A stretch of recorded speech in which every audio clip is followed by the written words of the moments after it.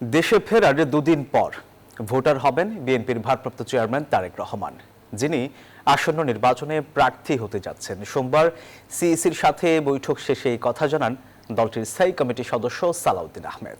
এদিকে postal vote নিবন্ধনের ডাক বিভাগের কার্যক্রম পরিদর্শনে যেয়ে সিইসি এএমএম নাসির উদ্দিন জানান, ভোটের দিন যত এগিয়ে আসবে আইন শৃঙ্খলা পরিস্থিতি তত ভালো হবে। পোস্টাল ভোট নিবন্ধনের সময় আছে আর মাত্র 3 দিন। ডাক বিভাগের মাধ্যমে দেশের অভ্যন্তর ও বাইরে থেকে পোস্টাল ভোট নেওয়া হচ্ছে এবার। সোমবার ডাক বিভাগের কার্যক্রম পরিদর্শন করেন প্রধান নির্বাচন কমিশনার।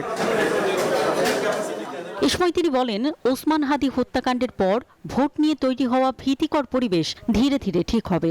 ইসির প্রতি মানুষের আস্থা আছে বলেও জানান তিনি। আস্থা তো আছে, রাস্তা তো ফিরে আসার তো বড় নেই।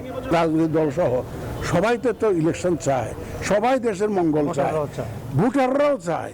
আমাদের আইন শৃঙ্খলা বাহিনী আপনি দেখেছেন, সব বাহিনী প্রধানরা একসাথে জাতিকে আমরা একটা মেসেজ দিয়েছি যে আমরা সবাই এক, ইলেকশনের ব্যাপারে সবাই এক, আমরা সুন্দর নির্বাচন সবাই চাই। টানা তৃতীয়বার অর্জন করেছে দেশের সেরা সুপার ব্র্যান্ড স্বীকৃতি বসুন্ধরা টিস্যু। সবাই মিলে আমরা ইনশাআল্লাহ এটা করব। এদিকে নির্বাচন কমিশনের সিইসির সাথে সাক্ষাৎ করে বিএনপির একটি প্রতিনিধি দল। পরে দলটির স্থায়ী কমিটির সদস্য সালাউদ্দিন আহমদ জানান, দেশে ফিরে ভোটার হবেন তারেক রহমান। শনিবার 27 তারিখ নির্বাচনকালীন এই সময়ে নির্বাচন কমিশনের অফিস সব খোলা থাকে। সেই দিনই এই ভোটার হওয়া, আইডি কার্ড বা ভোটার আইডি বা ন্যাশনাল আইডি হওয়া সংক্রান্ত যা কিছু আছে তিনি এই 27 তারিখে করবেন। এছাড়াও বিএনপি সুষ্ঠু নির্বাচনী পরিবেশ চায় বলে জানান তিনি। বলেন, আইন শৃঙ্খলা পরিস্থিতি নিয়ন্ত্রণের দায়িত্ব সরকারের।